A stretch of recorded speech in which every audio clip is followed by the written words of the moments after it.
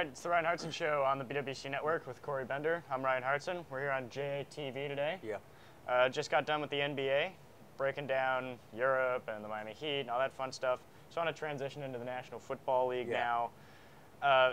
There's a point with the NFL that I want to address that our, as I said before, our friends in the mainstream media, they just don't understand. Seem like either they don't understand it or they ignore it. Yeah. Is that the lockout is going to change the way this league goes this year.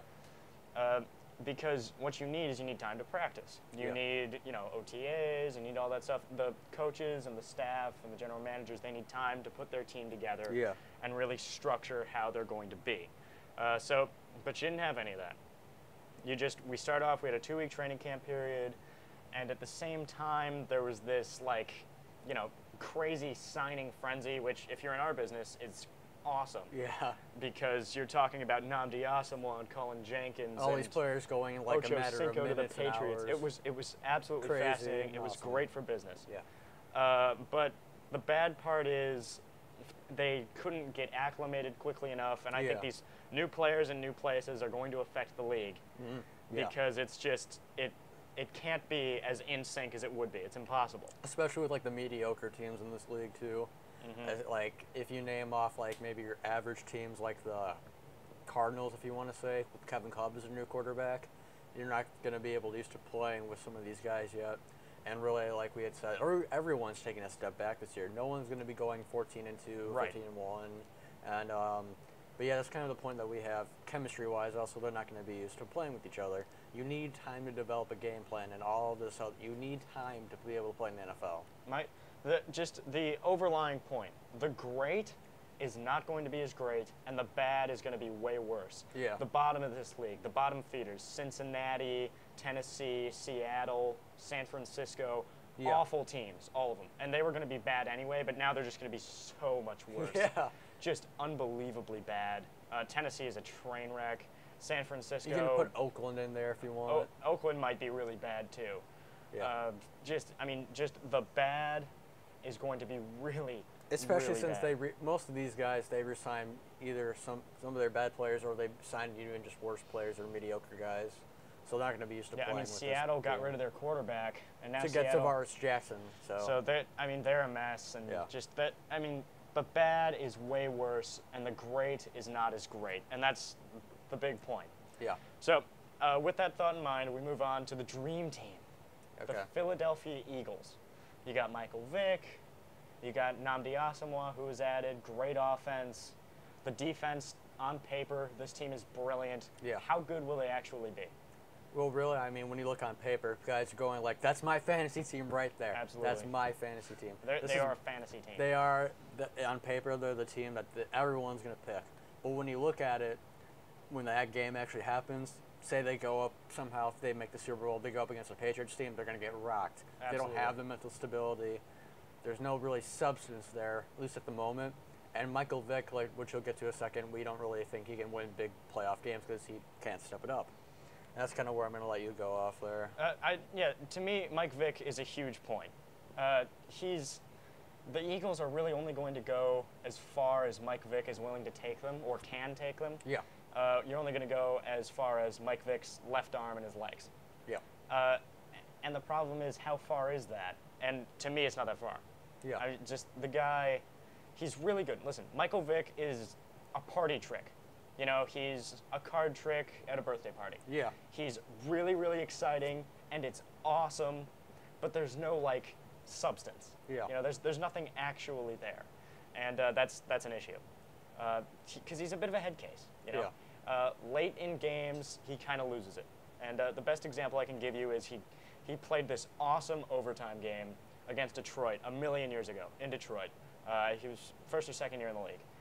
And Vick goes out there, and in overtime, it was just an instinctive play. He runs for an unbelievable 80-yard touchdown. And that's a tremendous play. It's awesome. Yeah. But there's no, because late in the fourth quarter, you need to have like the intellectual ability to read defenses and make plays to lead your team to a methodical drive. Yeah. But Vic just did that. It was just a It was just a simple reaction. It was reactive. It was instinctive. Yeah. But it wasn't like, it wasn't an intellectual play. It wasn't. This is 4th and 2, and you need to get this touchdown pass or be able to get it on a free. It wasn't reading defenses. No. It wasn't playing, great offense. It wasn't hanging in the pocket and executing. It wasn't doing things that quarterbacks need to do. Yeah. When he actually had to do that in the playoff game against Green Bay, he throws a lob pass, and it was an easy interception for Tramon Williams. Yeah. So the point is, if you can't make the plays late in games, you're really not worth my time. Yeah. So I don't think he's an elite quarterback. Also, he doesn't really have the best offensive line in the world. And when he does stand in the pocket, he gets sacked a lot, and he's also very injury prone. The offensive line has been terrible in the preseason. Bad. So, can Mike Vick do it? I don't think so. I think they're going to go 9-7, 10-6. That's fair enough. Maybe probably going to get knocked out. I have them 11-5, but that's just because looking at their schedule, maybe they can win some games. They're probably going to get knocked out early in the playoffs, though. Probably. So that's the overlying point there. Moving on to my favorite situation in the NFL, Tim Tebow. Let's talk a little Tebow.